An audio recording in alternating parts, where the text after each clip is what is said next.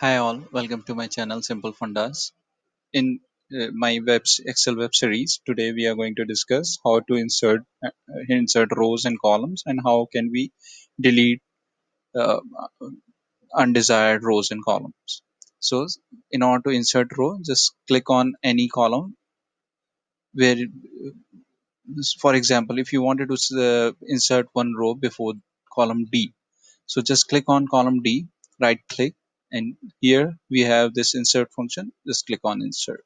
It will give you one column where we can rename it.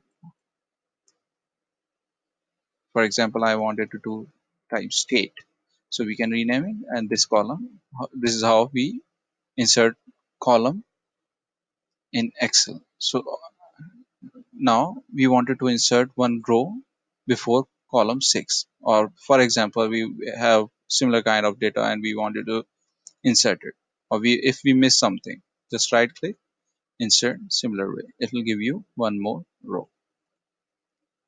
Now I'll show you how to do the hide function. Just click on the row or column which you want to hide, right click and hide. Similarly, if you want to unhide it, right click, unhide it. This way we can do both ways for column as well as rows, and if you wanted to hide it.